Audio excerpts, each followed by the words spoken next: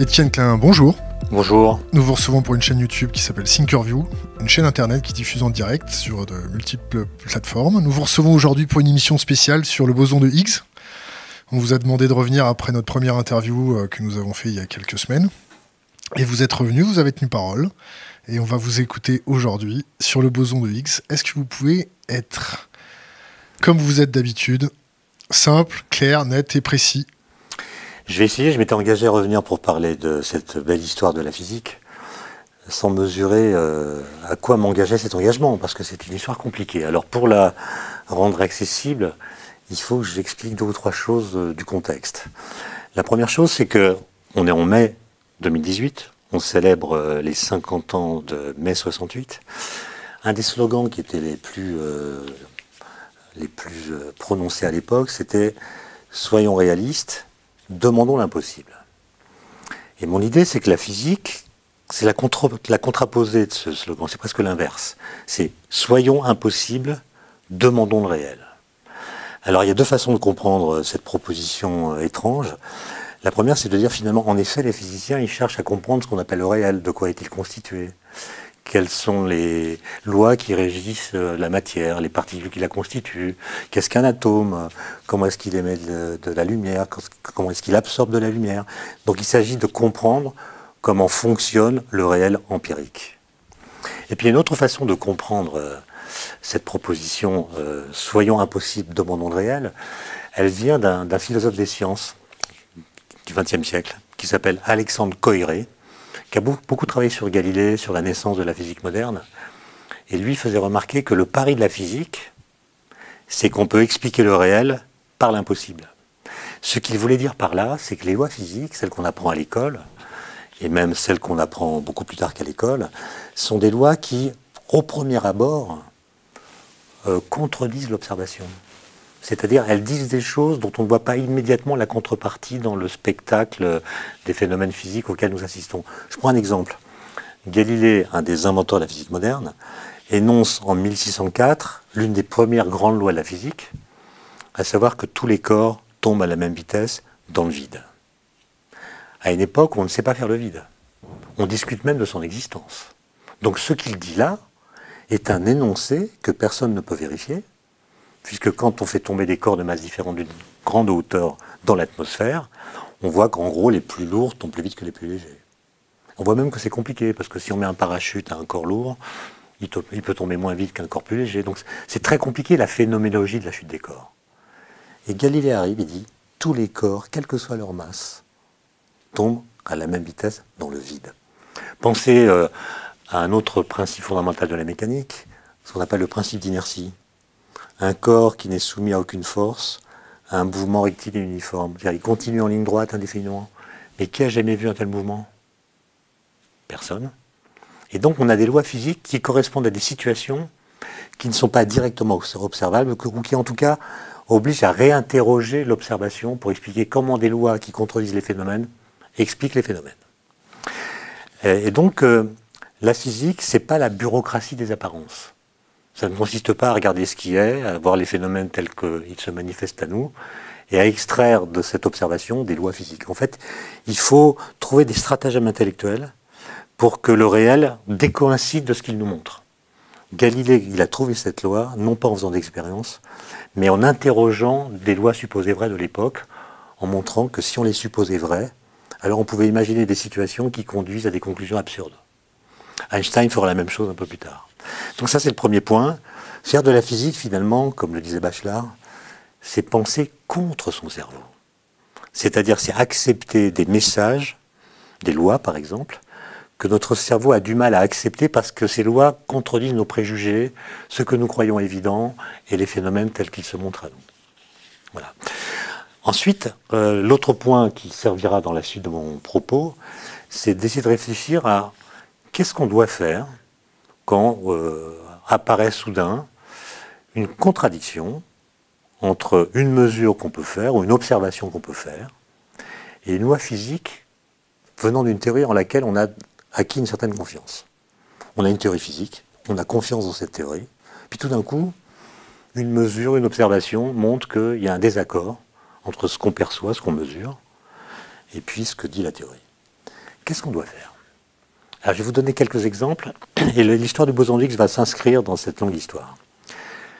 Au début du XIXe siècle, on regarde, les astronomes regardent avec attention la trajectoire de la planète Uranus, qui tourne autour du Soleil selon une trajectoire elliptique, qu'on peut calculer grâce à la théorie de Newton de la gravitation.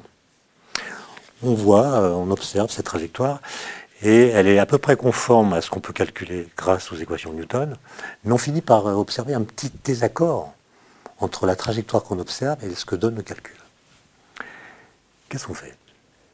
La plupart des astronomes, même la très grande majorité, considèrent à l'époque que la théorie de Newton a fait ses preuves, et donc il faut lui faire confiance. Et le petit désaccord qu'on observe doit être dû à la présence d'une planète qu'on n'a jamais vue, qui, par son effet gravitationnel sur Uranus, explique le petit désaccord entre ce que prévoit le calcul et ce que donne la mesure.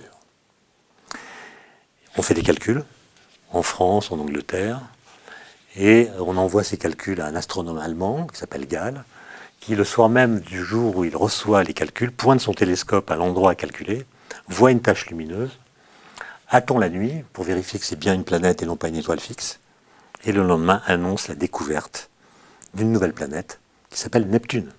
Donc Neptune a été calculé mathématiquement avant d'être détecté pour combler ou disons réconcilier la théorie de Newton avec l'observation. Ça, c'est ce qu'on appelle une solution ontologique. Quand il y a un désaccord, on va le réduire en supposant qu'il existe quelque chose qu'on ne connaît pas encore, qui, s'il existe, rétablit l'accord entre la mesure et la théorie. Je vous donne un autre exemple. Dans les années 20, du XXe siècle cette fois, on étudie un phénomène qui s'appelle la radioactivité bêta. La radioactivité bêta, en gros, c'est un noyau d'atomes que j'appelle A, qui se transforme en un noyau B en émettant un électron. Il y a un électron qui sort. Par exemple, ça peut être du potassium 40, le symbole chimique c'est K, potassium 40 c'est l'isotope, qui devient du calcium 40 avec émission d'un électron. Alors on va finir par comprendre qu'en fait c'est un neutron du noyau qui est là, qui devient un proton plus un électron. Donc c'est une désintégration en deux corps du neutron qui devient spontanément un proton et un électron. On voit un électron qui sort du noyau, ce qui est assez surprenant parce qu'à l'époque on ne savait pas trop ce qu'il y avait dans le noyau. Et quand on fait un calcul qui s'appuie sur la conservation de l'énergie, eh ben, il apparaît que l'électron, là, il doit toujours avoir la même énergie. Quel que soit le corps qu'il émet, ça doit toujours être la même énergie pour l'électron. Et à cette époque, fin des années 20, on commence à pouvoir mesurer l'énergie de l'électron. On s'attend à trouver un spectre, comme on dit.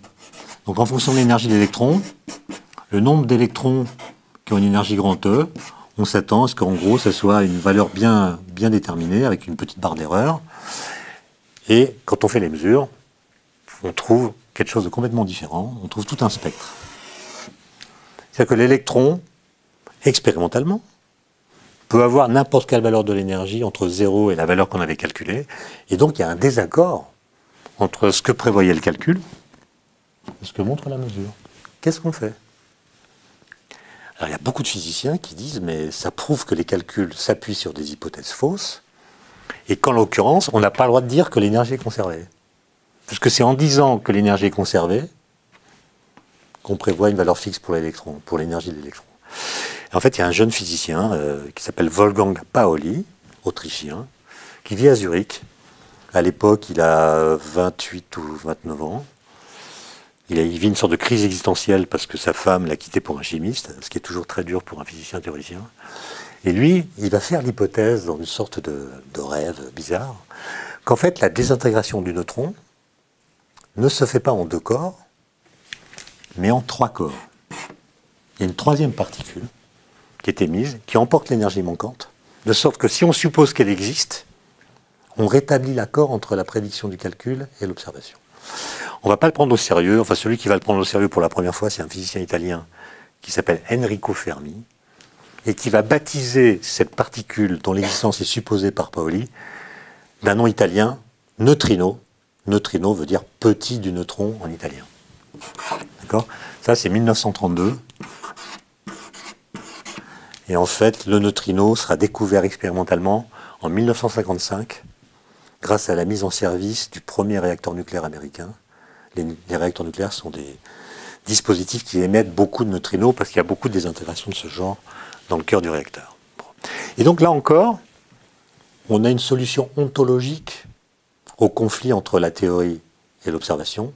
On rétablit l'accord en disant il y a dans le réel quelque chose qu'on ne connaissait pas, qui s'il existe, rétablit l'accord, en l'occurrence, ça a été le neutrino. Mais en fait, il y a des cas où ça ne marche pas comme ça. Par exemple, fin 19e siècle, on regarde une autre planète que Uranus, on regarde la planète qui est la plus proche du Soleil, qui est la planète Mercure. Elle a une trajectoire elliptique, et on regarde comment cette trajectoire évolue rotation après rotation, et on voit que le périhélie, donc si je mets ici le Soleil, donc il y a Mercure qui tourne comme ça, le périhélie c'est le point le plus proche du Soleil, sur la trajectoire de Mercure, qui est une trajectoire en gros elliptique. Mais on voit que tour après tour, le périhélie se décale légèrement, il tourne légèrement.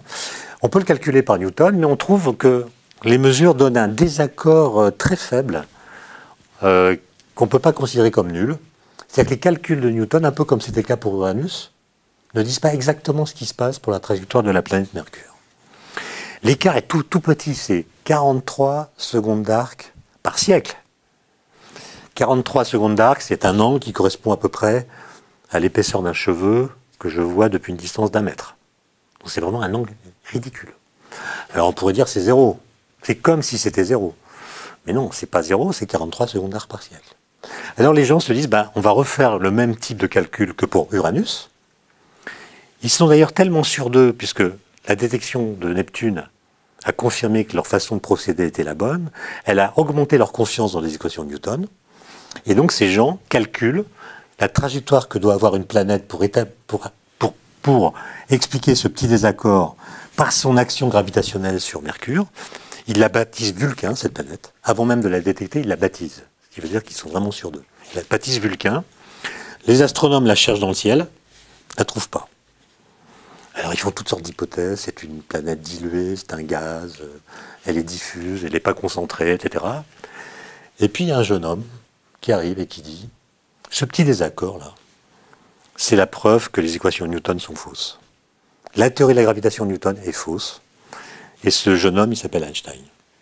Et il va formuler une nouvelle théorie de la gravitation, qu'il va publier en 1915, qui s'appelle la théorie de la relativité générale. Et l'un des premiers calculs qu'il va faire, c'est de calculer la variation de la position de ce périhélie, rotation après rotation. Il va trouver exactement la valeur qui avait été obtenue par les astronomes. Et donc, vous voyez, quand il y a un désaccord entre la théorie et une mesure, il y a des cas dans l'histoire de la physique où c'est une solution ontologique qui a donné la bonne solution. On postule qu'il existe des choses qui rétablissent l'accord. Et puis il y a des cas, comme celui que je viens de citer avec Mercure, où la solution est législative. Il faut changer la loi pour interpréter l'écart qu'il y a entre une observation et la loi d'avant qui était fausse. Voilà. Et ce qui est intéressant dans le cas du boson de Higgs, c'est que, comme vous allez voir, on va mélanger, à l'issue de la détection d'un désaccord, une solution ontologique et une solution législative. Alors là, ça m'amène à parler un petit peu du monde des particules, du monde des interactions fondamentales. Alors quand on est au lycée, on apprend que une interaction, elle est médiatisée par un champ dans l'espace. Par exemple, si je prends une particule chargée, un électron, par exemple, qui a une charge négative, il va créer autour de lui, dans l'espace, un champ électromagnétique. Et si je mets dans ce champ une autre particule chargée, elle va subir une force qui est liée à l'intensité de ce champ à l'endroit où elle se trouve. Donc les interactions sont transmises par l'entremise d'un champ dans l'espace. Or, dans les années 20 du XXe siècle, il y a une révolution en physique, en plus de la relativité générale dont je viens de parler, qui s'appelle la physique quantique. Et la physique quantique, elle a obligé à repenser ce qu'on appelle une interaction. C'est-à-dire qu'une interaction entre deux objets est aussi une affaire d'objets. C'est-à-dire qu'en fait, quand deux particules interagissent, il faut imaginer qu'elles échangent d'autres particules qui sont caractéristiques de l'interaction qu'elles subissent. Je vais vous donner une analogie qui est une analogie fausse comme toutes les analogies. Il faudrait donc la critiquer, mais elle permet de comprendre de quoi je parle. Imaginez que vous soyez sur un étang, sur une embarcation là. Je la représente vue de dessus. Donc l'embarcation avance sur une certaine trajectoire. Vous êtes dedans. Voilà. Et puis il y en a une autre qui est là, comme ça, avec un autre passager. Et les deux embarcations vont l'une vers l'autre et on voit bien que si on ne fait rien, c'est la collision. Vous imaginez que les passagers ici n'ont pas de pagaie, pas de perche, pas de rame. Ils n'ont donc pas moyen d'orienter ou de modifier la trajectoire de l'embarcation. Alors imaginez que l'un des deux possède un ballon qui a une certaine masse. Bon, on va imaginer qu'ils vont se faire des passes avec le ballon. Celui-ci va lancer le ballon à celui-là, qui va la renvoyer, etc. Ils vont se faire une succession de passes. Et grâce à ces passes qu'ils se font, ça va créer une force répulsive qui fait que les deux embarcations vont finir par s'éloigner l'une de l'autre. D'accord ? Cette analogie explique à peu près, même s'il faut la critiquer, comme je l'ai dit, comment ça se passe les interactions entre particules. En fait, elles échangent des ballons qui sont caractéristiques de l'interaction qu'elles subissent. Alors maintenant, quelles sont les interactions qui existent dans le monde des particules? Il y a la gravitation, que je vais complètement laisser de côté, parce que c'est une force dont l'intensité est tellement faible au niveau des particules qu'on peut la négliger. Alors il reste trois forces fondamentales, trois interactions fondamentales, comme on dit. La première, c'est l'interaction électromagnétique.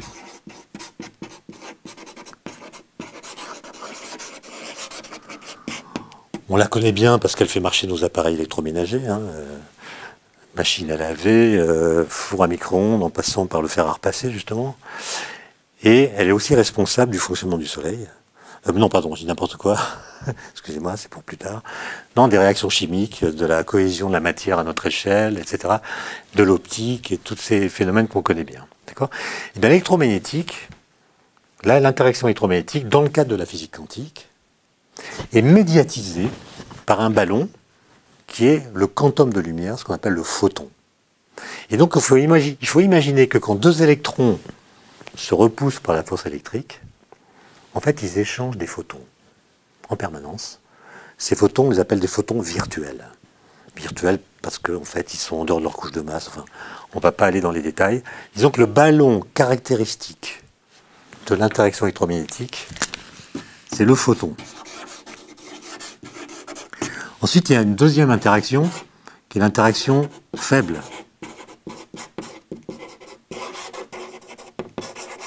Nucléaire faible. Par exemple, c'est celle qui est responsable de la désintégration d'un neutron en proton-électron. D'accord ? Donc responsable de la radioactivité bêta. Et puis, comme son nom l'indique, elle est faible. Donc elle est difficile à détecter dans l'environnement. Par contre, elle est responsable du fonctionnement du Soleil. C'est elle qui est responsable du fait que le Soleil peut brûler son hydrogène à un rythme très lent, qui fait que la durée de vie de notre étoile est de plusieurs milliards d'années. Mais l'interaction faible, elle est médiatisée par trois sortes de ballons. Il y en a trois. Un qu'on appelle le W+, weak. Weak, ça veut dire faible en anglais. Donc c'est la particule associée à l'interaction faible positive. Il y a le W-, avec une charge négative. Et puis il y en a une troisième de charge nulle qu'on appelle le Z0.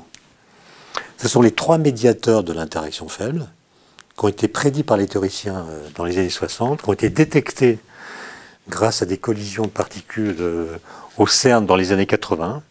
Et ce sont des particules de masse élevée. Leur masse, c'est à peu près 90 fois la masse d'un proton. Donc c'est des particules très lourdes. Le photon, j'aurais dû le dire, lui, comme vous le savez, il a une masse nulle. D'ailleurs, il y a un rapport entre la portée d'une interaction, c'est-à-dire la distance dans l'espace jusqu'à laquelle elle peut agir, et la masse des ballons. Si la masse des ballons est nulle, la portée d'interaction est infinie. Si au contraire, la masse des ballons est très élevée, eh bien, le transfert ne pourra se faire que si la distance entre les deux embarcations est petite. Et donc, il y a un rapport entre la masse des ballons et la portée d'interaction. Pour que l'interaction ait une portée infinie, comme l'interaction électromagnétique, il faut que les ballons aient une masse nulle, ce qui est bien le cas pour les photons. Ces particules-là étant très massives, la portée de l'interaction faible est très petite, c'est presque une interaction de contact. Pour que deux particules interagissent, il faut qu'elles soient collées l'une à l'autre. La portée, c'est de l'ordre de 1 millionième de milliardième de mètre. Donc c'est vraiment une portée toute petite. Et puis il y a une troisième interaction qu'on appelle l'interaction forte. Interaction nucléaire forte. D'accord ? Alors dans un noyau d'atomes, comme vous le savez, il y a des protons et des neutrons. Et en fait, on a découvert que dans les protons et les neutrons, il y a des particules plus petites qu'on appelle les quarks. Les quarks, ce sont des particules qui constituent les nucléons, les particules qui sont dans les noyaux. Eh bien, l'interaction forte, c'est une interaction entre quarks qui est médiatisée par des particules qu'on appelle des gluons. Voilà. Donc voilà pour les forces. Au niveau des particules, il y en a 3 qu'il faut prendre en compte. Électromagnétique, faible, forte, la gravitation, on la laisse de côté. Alors maintenant, pour ce qui est des particules élémentaires, en fait, on fait des distinctions assez simples. Il y a des particules qui ne subissent pas l'interaction forte. Elles n'y sont pas sensibles. Et ces particules, on les appelle des leptons. Alors en fait, il y en a 6, de 6 sortes. Il y a, par exemple, l'électron. Il y a une autre particule qui s'appelle le muon, qui est une sorte d'électron lourd. Il y en a un troisième qui s'appelle le tau. Ces 3 particules ont des charges électriques et ont une masse non nulle. Et puis, leur sont associés 3 neutrinos. Un neutrino pour l'électron, un neutrino pour le muon, un neutrino pour le tau. D'accord ? Donc ça fait 6 leptons, 6 particules qui ne sont pas sensibles à l'interaction nucléaire forte. Et puis les particules qui sont sensibles à l'interaction nucléaire forte, on les appelle des hadrons. Et en fait, on a constaté qu'il y en a des centaines. Il y en a des centaines de sortes différentes. Et elles sont de 2 types. Soit elles sont constituées de 3 quarks, soit elles sont constituées d'un quark et d'un antiquark. Antiquark, ça veut dire antiparticule du quark. Je mets une barre dessus pour le désigner. Ça, je ne vais pas entrer dans le vocabulaire trop détaillé, mais ça, c'est ce qu'on appelle des baryons. Et ça, c'est ce qu'on appelle des mésons. D'accord ? Et donc, il faut imaginer qu'en fait, l'interaction forte est une interaction par laquelle les quarks interagissent en échangeant des gluons. Bon, la question c'est, comment est-ce qu'on décrit tout ça ? Comment est-ce qu'on décrit les interactions entre particules ? Alors, après la Deuxième Guerre mondiale, il y a des physiciens théoriciens qui ont eu des idées assez incroyables. Ils ont eu l'idée d'associer chacune des interactions à ce qu'on appelle un groupe de symétrie. Alors qu'est-ce que c'est qu'une symétrie ? Dans la vie courante, une symétrie, c'est une opération qui ne change pas la forme d'un objet, qui le laisse invariant. Par exemple, si je prends une sphère, et si je fais tourner cette sphère autour d'un axe dans n'importe quelle direction qui passe par son centre, je fais tourner la sphère, ça ne change pas sa forme, je parle de la forme de la sphère, ça ne change pas non plus sa position. Et donc, cette rotation laisse la sphère invariante. Et donc, les gens ont identifié des groupes de symétrie qui laissent la structure des interactions, disons, invariante. Par exemple, le groupe de symétrie associé à l'électromagnétisme, pour ceux qui connaissent, c'est l'ensemble des nombres complexes de modules égal à 1. C'est-à-dire des nombres qui s'écrivent sous la forme exponentielle I alpha. Et il se trouve que, dans le cadre de la mécanique quantique, si on fait l'hypothèse que le groupe de symétrie de l'électromagnétisme, c'est l'ensemble des nombres qui s'écrivent sous cette forme, alors le formalisme est tel qu'il permet de calculer toutes les propriétés de l'interaction. L'identification du groupe détermine l'interaction. L'identification de la symétrie de l'interaction détermine toutes ses propriétés. Et la chose incroyable, c'est que très peu de temps après, on a pu faire le même type d'opération pour l'interaction faible et l'interaction forte. On a trouvé un groupe de symétrie pour l'interaction faible qui s'appelle SU2, peu importe ce qu'il désigne. On en a trouvé un pour l'interaction forte qui s'appelle SU3. Et ce qui est extraordinaire, c'est que le seul fait de fixer ces groupes, de les identifier, détermine complètement la structure des interactions. Et à cette époque-là, on construit des nouveaux accélérateurs de particules, on fait des collisions, on a beaucoup de données expérimentales, en tout cas on a un nombre de données qui augmente très rapidement au cours du temps. Et il se trouve que la théorie qu'on construit ainsi, qui s'appelle le modèle standard de la physique des particules, est une théorie qui rend compte des événements qu'on peut détecter dans les détecteurs de particules. Autrement dit, on a un modèle, une théorie même, qui permet d'expliquer de façon assez élégante, parce que ces trois interactions qui, d'un point de vue phénoménologique, sont complètement différentes, en fait, sont décrites de la même façon. Parce qu'on appelle des théories de jauge. Un groupe de symétrie détermine l'interaction. Ce n'est pas le même groupe pour les trois, mais le formalisme mathématique est le même pour les trois. Donc ça donne un côté très unificateur, qui est toujours apprécié parce qu'il est synonyme d'une forme d'élégance. Bon. Et tout va bien, puisqu'on rencontre des résultats. On a une sorte de théorie physique qui décrit parfaitement le monde de l'infiniment petit. Le problème, et on le constate, disons, au début des années 60, c'est que si on suppose que les équations de ce modèle sont justes, et si on regarde ce qu'elles impliquent, on fait une sorte d'expérience de pensée, qu'est-ce qui se passerait si les équations étaient vraiment justes?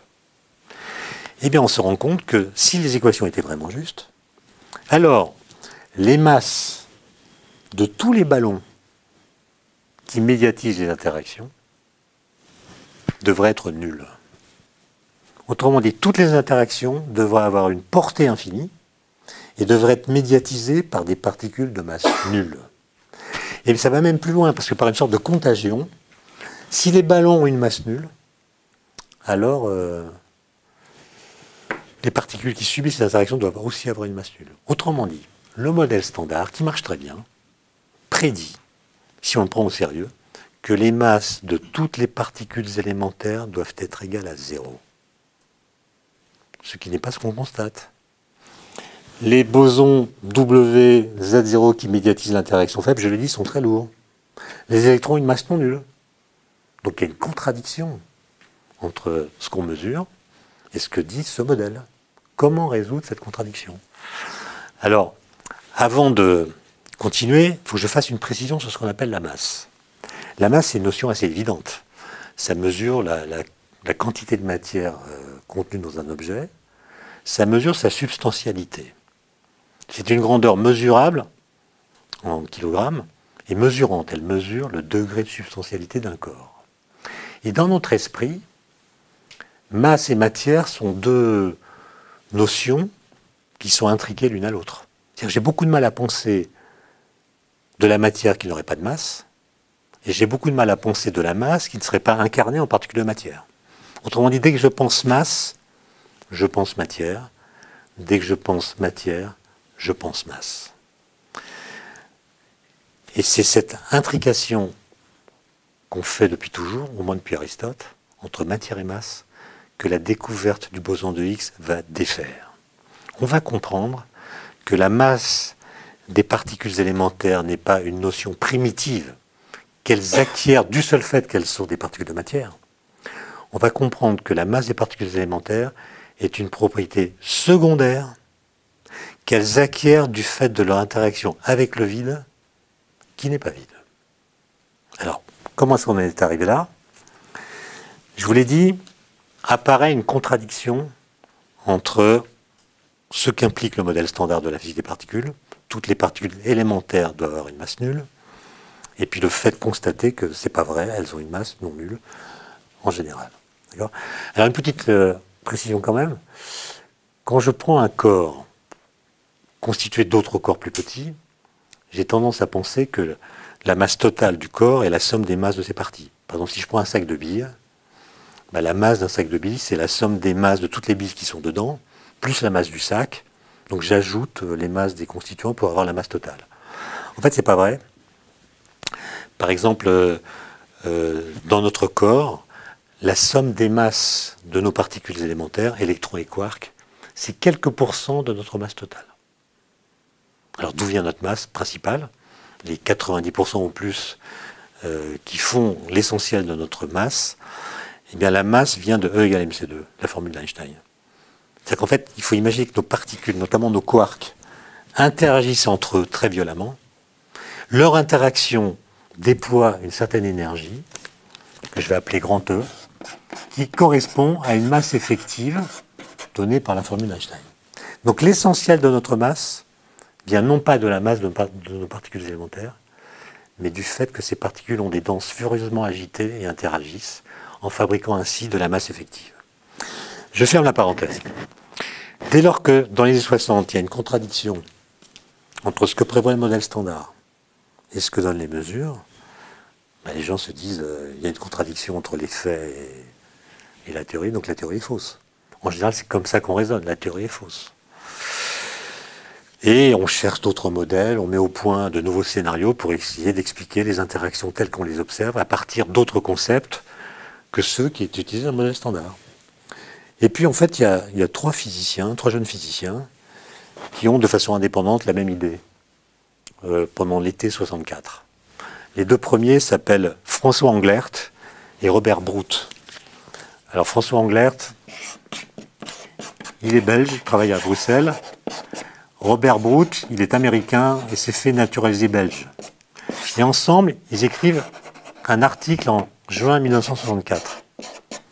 Et puis de façon indépendante, un physicien écossais qui travaille tout seul, qui s'appelle Peter Higgs, écrit un papier en août 1964.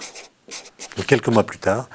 Et quand je dis papier, c'est vraiment des petits papiers, c'est des articles d'une page et demie, avec des calculs de ce qu'on appelle la théorie des champs, donc difficile à lire, mais l'idée est la même dans les deux. Et en fait, l'idée, c'est de dire, souvenons-nous de Galilée, souvenons-nous de ce que dit Coiré. Il ne le cite pas, mais je réinterprète à ma façon. Le pari de la physique, c'est qu'on peut expliquer le réel par l'impossible.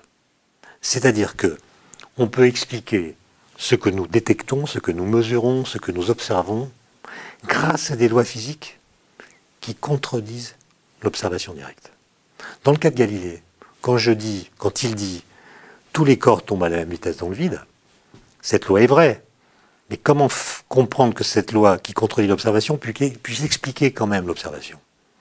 En disant que quand on fait tomber des corps dans l'atmosphère, il y a la gravité qui les fait tous tomber à la même vitesse, puis il y a d'autres forces, la résistance de l'air, la poussée d'Archimède, qui sont responsables, et seulement elles, du fait que les corps lourds ne tombent pas à la même vitesse que les corps légers. Donc la loi qui contredit l'observation oblige à une réinterprétation de l'observation. Ces physiciens vont reprendre ce type d'argument pour dire peut-être que les équations du modèle standard qui disent que les particules élémentaires ont une masse nulle ont raison. Peut-être qu'il est vrai que les particules élémentaires ont une masse nulle. Et nous qui pensons que ce n'est pas le cas, peut-être nous nous trompons depuis très longtemps sur l'interprétation de ce qu'il faut appeler la masse. Peut-être que la masse n'est pas une propriété intrinsèque des particules, mais une propriété secondaire qui résulte de leur interaction avec le vide, qui du coup n'est pas vide. Et donc ces gens vont supposer que le vide, ce qu'on appelle le vide, donc l'espace vide si vous préférez, contient en tout point de l'espace un champ un peu comme un champ de température, qui a une valeur en tout point. Et en l'occurrence, le champ en question s'appelle le champ de Higgs. On l'a appelé du nom du physicien écossais que je viens de citer, le champ de Higgs, qui est un champ scalaire. Scalaire, ça veut dire qu'il est très simple, il est décrit par un nombre scalaire, comme un champ de température. Il est partout présent dans l'espace. Et ils imaginent que les particules de masse nulle, qui sont toutes de masse nulle, comme le dit le modèle standard qui a raison, toutes les particules de masse nulle interagissent avec le champ plus ou moins fortement. Et c'est le couplage qu'elles ont avec le champ qui détermine leur masse. Nous voyons qu'elles ont une masse ou une inertie. On a l'impression que c'est elles-mêmes qui possèdent cette inertie et cette masse, alors qu'en fait, elles résultent de leur interaction. C'est comme si les particules se frottaient au vide. Alors cette image est évidemment à prendre avec des pincettes parce que ce n'est pas un frottement, c'est un couplage, comme on dit, il n'y a pas de dissipation. Mais l'idée, c'est ça, c'est que ce qu'on appelle la masse, c'est simplement une mesure du couplage que les particules ont avec le vide qui n'est pas vide puisqu'il contient un champ. Je vais reprendre une métaphore qu'on cite souvent, même si, comme toutes les autres, elle mérite d'être critiquée. Imaginons que le champ de X, ce soit un champ de neige. Un champ de neige, d'épaisseur constante, l'amplitude est la même partout, il est homogène. Et imaginons que les particules élémentaires, sans masse, soient dotées de petits skis. Et elles glissent sur le champ de neige. Si le fartage des skis est parfait, ça veut dire qu'il n'y a aucune forme de couplage, aucune forme de frottement entre les skis et le champ de neige, et les particules vont glisser sans frottement, et donc elles auront une vitesse égale à la vitesse de la lumière. Et nous qui les voyons passer, nous dirons, tiens, elles ont une masse nulle. Si au contraire les particules ont des skis qui sont mal fartés, il va y avoir une forme de frottement, et la vitesse des particules sera plus petite que la vitesse de la lumière, et nous dirons, tiens, elles ont une masse non nulle. Autrement dit, cette hypothèse que font les trois physiciens que j'ai cités là, c'est l'idée que la masse est simplement une mesure de la mauvaise qualité du fartage des skis des particules. Moins les skis sont fartés, sont bien fartés, plus la masse, le couplage est important, et on est invité ainsi à considérer que la masse des particules est le résultat d'une interaction. Et donc là, on a un cas intéressant, puisqu'il mélange, à partir du désaccord entre la théorie et les mesures, une solution de type ontologique et une solution de type législatif. Puisqu'on dit, il y a un champ qu'on n'a jamais vu, qui doit exister. Il y a non seulement donc quelque chose de plus que ce qu'on croyait dans l'univers, et en plus, il y a une nouvelle interaction entre les particules, donc une nouvelle loi en fait, entre les particules et ce champ. Et ça, c'est une idée donc, qui remonte à la fin des années 60. Et en mécanique quantique, quand on a un champ comme ça, il y a des règles, il y a des lois dans le formalisme qui impliquent que ce champ doit être structuré en quanta. En quanta. De la même façon que dans le champ électromagnétique, il y a des photons, là, dans le champ de Higgs, il doit y avoir des particules qu'on appelle les bosons de Higgs, qui sont les quantas de ce champ. Alors, boson, ça s'écrit comme ça, B-O-S-O-N, ça vient du nom d'un physicien indien qui s'appelait Bose, et qui a introduit des particules obéissant à ce genre de statistiques dans les années 30. Donc voilà, dans les années 20, pardon. Donc, la question c'est, est-ce que c'est la solution? Est-ce que ces papiers-là donnent la bonne explication du désaccord, ou est-ce qu'il faut trouver autre chose? Alors le problème c'est que, une fois qu'on a fait l'hypothèse que le boson de Higgs existe, qu'on l'insère dans le modèle standard, ça marche, sauf que le modèle standard ne dit pas quelle doit être la masse de cette particule. Donc il faut faire des essais. Alors comment est-ce qu'on peut détecter le boson de Higgs? Eh bien, on fait des collisions de particules à très haute énergie, comme on le fait au CERN à Genève. Alors on a essayé de le faire avec des électrons et des positrons dans une machine qui s'appelait le LEP, qui faisait 27 km de circonférence dans un tunnel. Les électrons tournaient dans un sens, les positrons antiparticules dans l'autre sens. Et on crée des collisions. Et dans un tout petit volume de l'espace-temps, lors de ces collisions, qui sont très brèves, on recrée les conditions physiques de l'univers primordial. Donc très forte température, très forte densité. Et comme nous pensons que les lois physiques n'ont pas changé au cours du temps, dès lors que nous répétons les conditions physiques du passé, nous voyons réapparaître les phénomènes physiques du passé. Et donc ces collisions, ce n'est pas des machines à remonter dans le temps, c'est des opérations par lesquelles on recrée dans le présent des phénomènes physiques qui se sont déroulés dans le passé. Et en fait, quand on fait de telles collisions, on chauffe le vide, c'est-à-dire ce qu'on appelle le vide quantique. Le vide quantique, c'est l'espace rempli de particules virtuelles qui sont fatiguées, qui n'ont pas assez d'énergie pour exister vraiment. En gros, elles ont une énergie inférieure à leur masse multipliée par le carré de la vitesse de la lumière. Elles ne sont pas vraiment réelles parce qu'elles n'ont pas leur énergie de masse. Et quand on fait des collisions comme celles que je viens de décrire, en fait, on transfère à ces particules fatiguées l'énergie qui leur manque, de sorte qu'elles deviennent réelles, elles sortent du vide et on les détecte. Et donc, par des collisions, on peut recréer les conditions physiques de l'univers primordial et faire réapparaître des phénomènes qui n'existent plus aujourd'hui parce que l'univers est devenu trop froid, pas assez énergétique. Avec le LEP, on n'avait pas assez d'énergie pour détecter le boson de Higgs dont on ne connaissait pas la masse, donc on ne l'a pas vu. On a changé de machine, on a remplacé le LEP par le LHC, Large Hadron Collider, dans lequel on fait entrer en collision non plus des particules légères comme les électrons et les positrons, mais des protons, qui sont plus lourds, donc il y a plus d'énergie. Et en 2012, après quelques années de fonctionnement, on a vu apparaître des signaux qui sont la signature du boson de Higgs.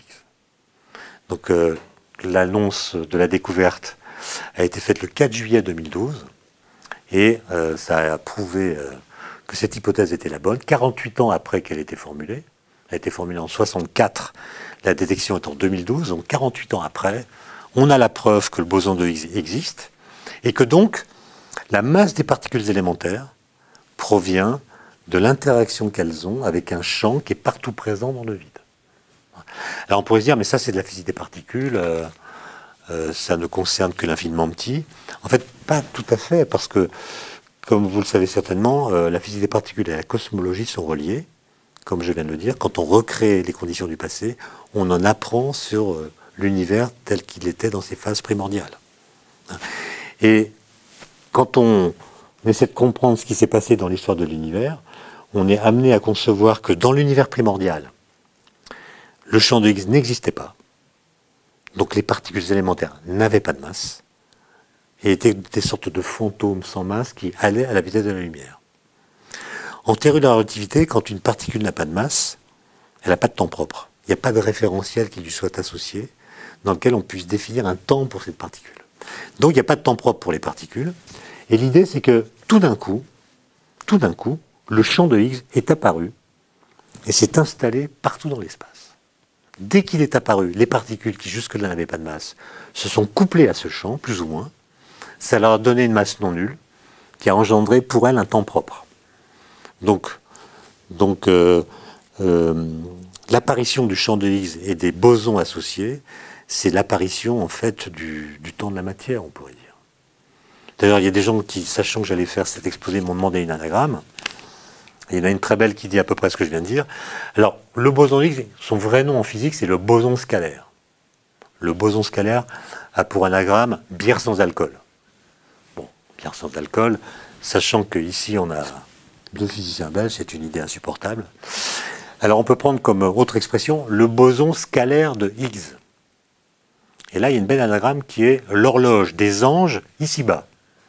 Et ça correspond à peu près à ce que je viens de dire, à savoir que au départ, les particules élémentaires n'avaient pas de masse, une sorte d'ange véloce qui se propageait dans l'espace à la vitesse de la lumière, et puis tout d'un coup, elles ont acquis de la masse, et donc une horloge. Alors, qu'est-ce qui a fait que le champ de Higgs est apparu? Eh bien, dans le jargon des physiciens, c'est ce qu'on appelle une brisure spontanée de symétrie. Alors, qu'est-ce que c'est qu'une brisure spontanée de symétrie? Si je prends par exemple ce stylo, je le mets comme ça, je pars d'une situation initiale dans laquelle c'est symétrique. Et puis je le laisse tomber, je le lâche, il va tomber dans une certaine direction. Il va réduire son énergie, et en ce faisant, il va briser la symétrie qui était là au départ, parce qu'au départ on avait une invariance par rotation, et à la fin, il y a une direction privilégiée qui a été choisie. Donc l'état final est moins symétrique que l'état initial.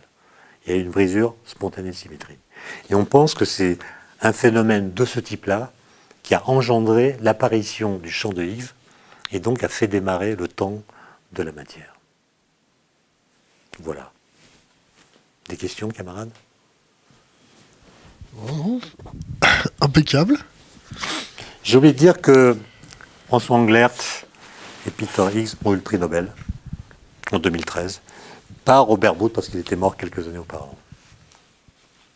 Et ce qui est assez étonnant, c'est qu'ils se sont rencontrés pour la première fois le 4 juillet 2012 dans l'amphithéâtre du CERN, où les résultats des expériences du LHC étaient présentés pour la première fois. Ils étaient tous les deux dans la salle, ils ne s'étaient jamais parlé, mais ils ont reçu le prix Nobel ensemble. Qu'est-ce que la physique va pouvoir nous apporter avec tout ça?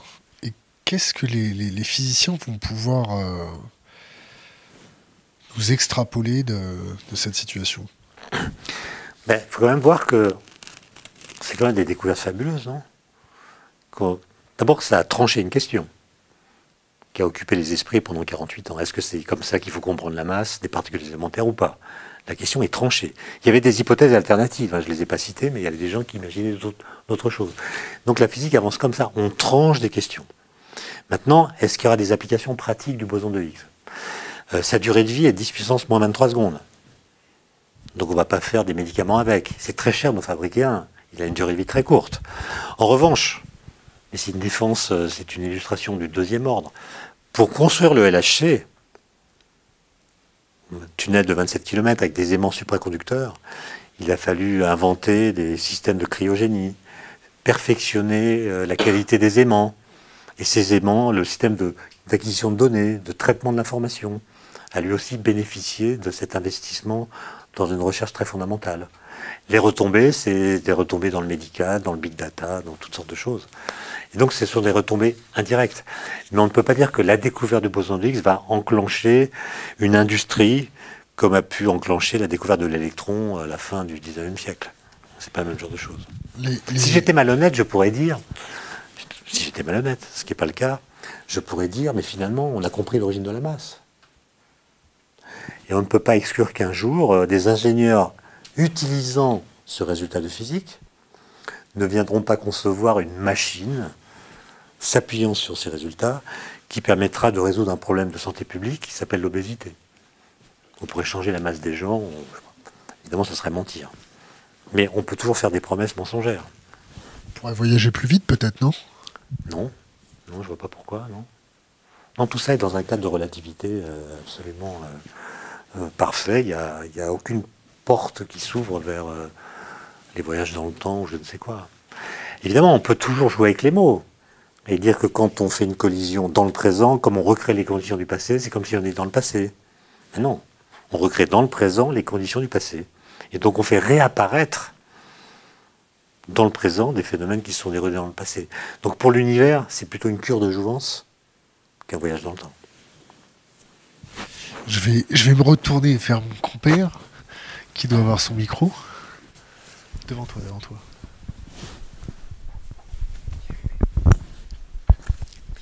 Il est allumé. Tu veux le bien?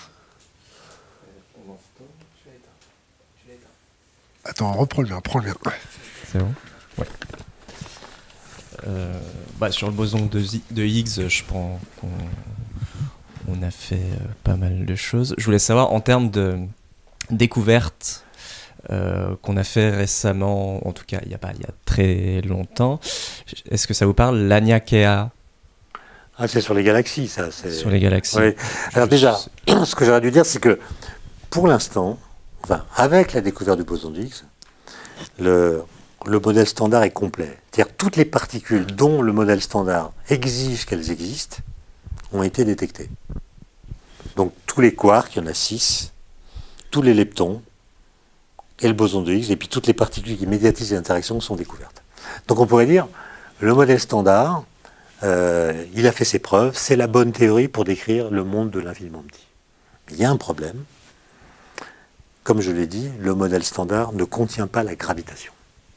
C'est-à-dire, on fait exactement comme si la gravitation n'existait pas. Okay. Or ça, c'est quand même un problème, parce que si on monte en énergie, ben, la gravitation va intervenir. Et la question, c'est comment est-ce qu'on peut réconcilier le modèle standard, qui ne contient pas la gravitation, et qui s'appuie simplement sur la mécanique quantique, comment peut-on réconcilier ce modèle avec la théorie de la gravitation, élaborée par Einstein en 1915, qui s'appelle la relativité générale.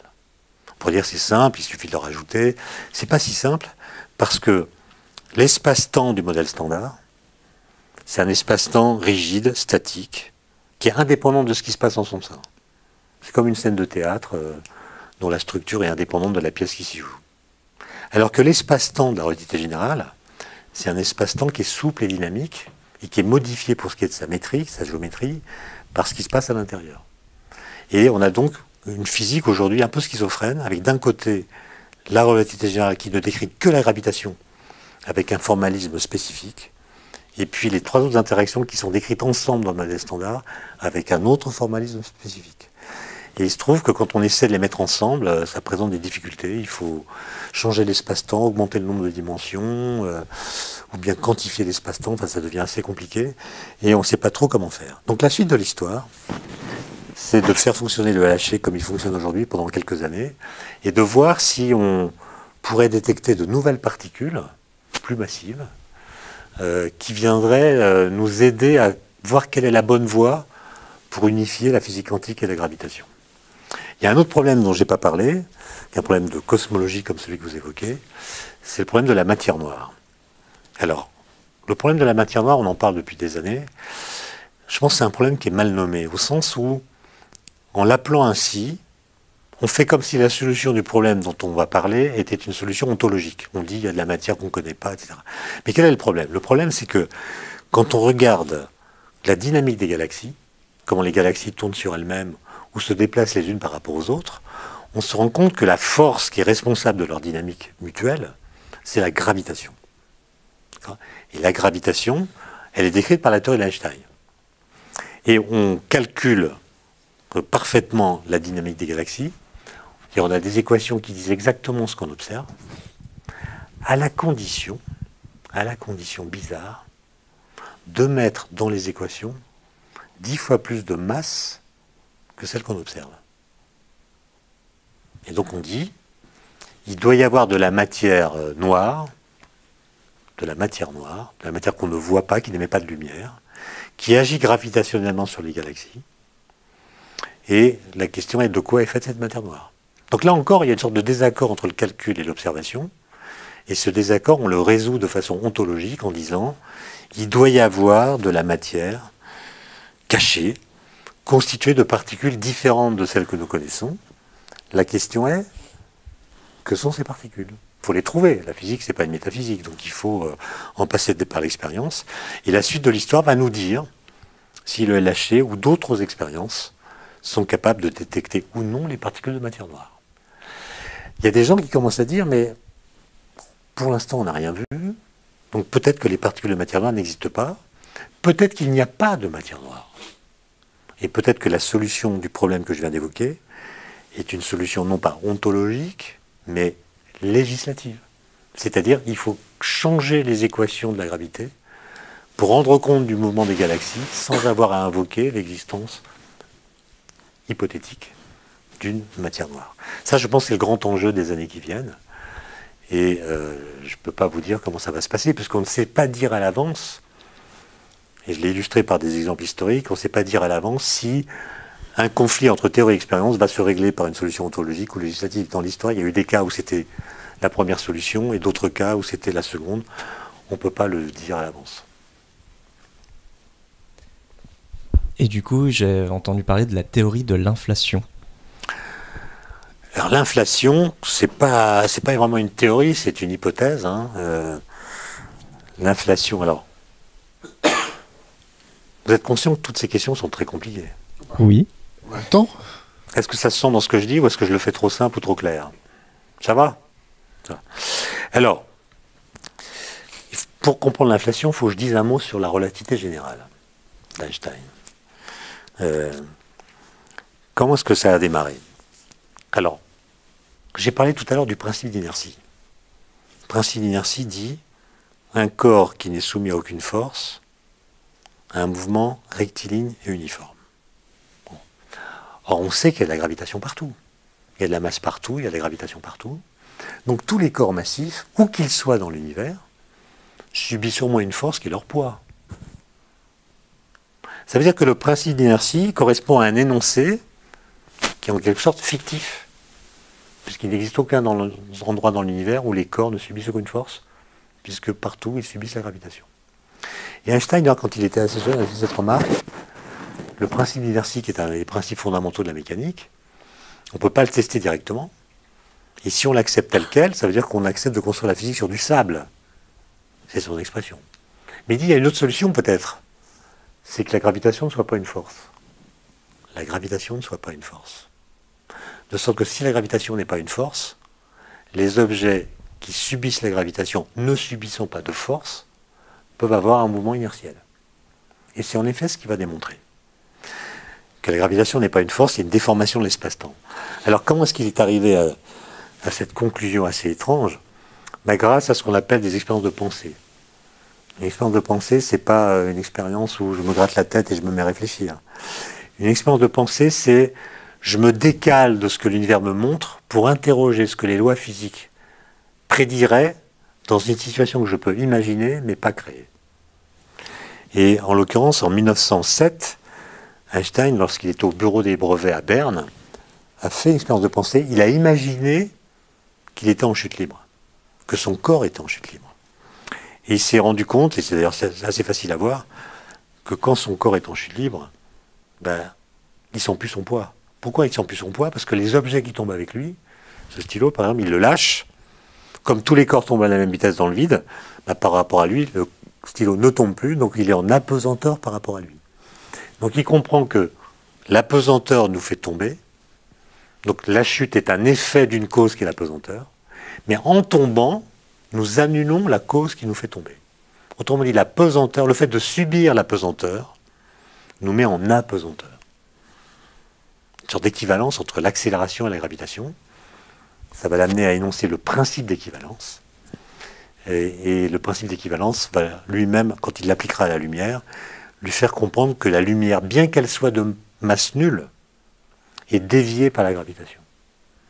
Et pour rendre compte de la déviation de la lumière par la gravitation, il va être obligé de courber l'espace-temps, de sorte que la gravitation ne sera plus une force qui s'exerce dans l'espace entre les objets, mais sera une déformation de l'espace-temps. De sorte qu'au bout du compte, la gravité n'est plus une force, c'est simplement une déformation de la métrique, de la géométrie si vous préférez, de sorte que par exemple, nous voyons que la Terre a une trajectoire elliptique autour du Soleil. Nous disons qu'il y a une force de gravitation qui attire la Terre vers le Soleil. La lecture d'Einstein, c'est la Terre en fait va en ligne droite, mouvement inertiel, dans un espace-temps qui est courbé, ce qui lui donne une trajectoire curviligne. Alors maintenant, pour répondre à votre question, qu'est-ce que c'est que l'inflation? En relativité générale, qui est la théorie qu'on utilise pour faire de la cosmologie, ce qu'on voit, c'est que l'espace-temps, ou l'espace plutôt, est plat. Il est plat. Alors plat, ça ne veut pas dire plan. Je ne suis pas en train de dire qu'il a deux dimensions. Quand je dis qu'il est plat, ça veut dire qu'il n'a pas une courbure généralisée. Il y a des courbures locales induites par le Soleil ou d'autres objets astrophysiques. Mais si je prends 3 galaxies, par exemple, elles forment un triangle. Et si je regarde la somme des angles du triangle, je trouve 180 degrés. Comme dans un espace euclidien ordinaire. Alors que si je prends 3 points sur la surface d'une orange, je trace une espèce de triangle à partir de ces 3 points, la somme des angles, ça sera plus 180 degrés. D'accord? Et donc, c'est plat, ça veut dire que la courbure généralisée est égale à 0. Et pourquoi 0? Ça pourrait être n'importe quelle valeur positive, ou n'importe quelle valeur négative, on trouve 0. Alors il y a des gens qui vous diront, c'est 0, c'est 0. On n'a pas interrogé la question de savoir pourquoi c'est 0. Et il y a d'autres gens moins satisfaits qui disent qu'il faut expliquer ce 0. Et c'est là que dans les années 80, un certain nombre de cosmologistes ont fait l'hypothèse de l'inflation. C'est l'idée que dans l'univers primordial, les distances dans l'univers ont augmenté d'un facteur énorme, 10 puissance 50, en un temps très court, 10 moins 32 secondes. Donc c'est pas un train de sénateur. Hein. C'est-à-dire que l'univers en fait a acquis presque d'un seul coup plus de la moitié de sa taille. Je parle de l'univers observable. D'accord ? Et si on fait cette hypothèse, alors on comprend pourquoi l'univers observable, je ne parle pas de l'univers total ou réel, je ne le connais pas, l'univers observable, lui, il est plat. Pourquoi ? Parce qu'on n'en voit qu'un petit bout. L'univers observable n'est qu'un petit bout de l'univers. C'est un peu comme quand vous êtes sur un ballon, vous êtes à la surface d'un ballon, disons d'une baudruche, là, voilà une baudruche, ok ? Mais imaginez que vous soyez là, et vous êtes myope. Vous voyez que l'environnement immédiat de votre position, vous aurez l'impression que c'est plat, parce que la courbure généralisée vous échappe. Et l'inflation explique la platitude de l'univers observable en disant que en fait, l'univers réel est tellement plus grand que la courbure qu'il a nous échappe. Alors, juste pour reprendre, pour l'exemple d'Einstein sur la chute, il y a une chose qu'on voit tous les jours, c'est quand on est dans un train et qu'un autre part, et on voit le problème optique qu'on peut voir quand on se trouve dans un train. Voilà, c'était juste un petit exemple comme ça que j'avais vu.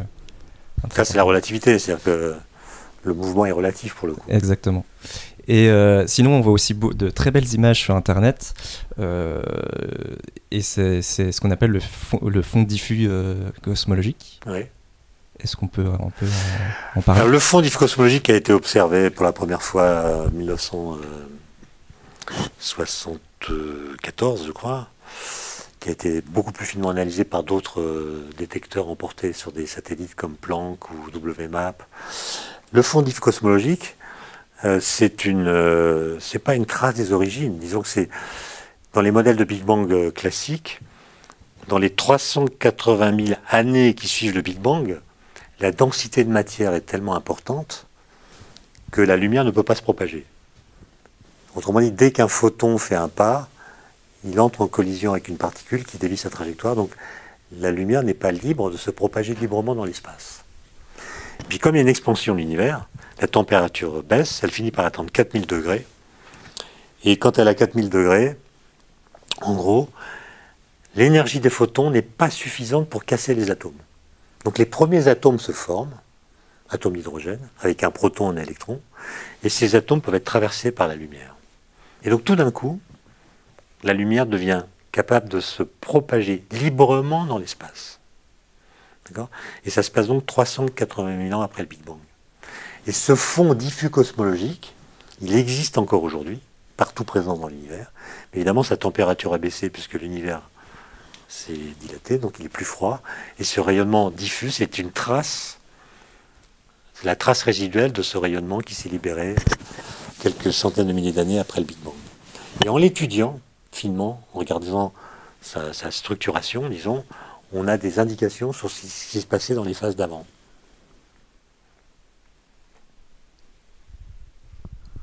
Merci. Je reprends. Ouais. On a un autre scientifique français qui est en train de nous intéresser en ce moment, qui est un peu sulfureux pour certains. Il s'appelle Jean-Pierre Petit. Est-ce que ça vous parle? Oui, je le connais bien, oui. Il y a un modèle qui s'appelle Janus. Tout à fait. Ouais. Est-ce qu'on peut en parler? Non, parce que j'ai pas trop étudié ça, je suis pas compétent. Je sais qu'il a du mal à se faire entendre. Ouais. C'est l'idée qu'il y a des mondes d'antimatière et de matière, que l'univers est en fait séparé et qu'on peut expliquer ce qu'on voit sans matière noire. Ouais. On ne s'est pas encore très penché sur le... On est non, en train de le préparer. Moi, je suis pas habilité à faire la promo de quelqu'un d'autre. Non, c'est pas une question de promotion, c'est aux experts d'étudier ça. D'accord. Et pourquoi vous dites qu'il a du mal à se faire entendre? En tout cas, il se plaint d'avoir du mal à se faire entendre. Oui. Arnaud, d'autres? Non, je crois. On est bon? Est-ce que vous voyez quelque chose d'autre à aborder avec nous? Non, mais je pense que j'ai tout dit. C'est vrai. Si on invite Jean-Pierre Petit, est-ce que vous voulez interagir avec lui sur son modèle? Bien sûr. Bien sûr. Étienne Klein, merci. Merci à vous. Excellente soirée. Coupé.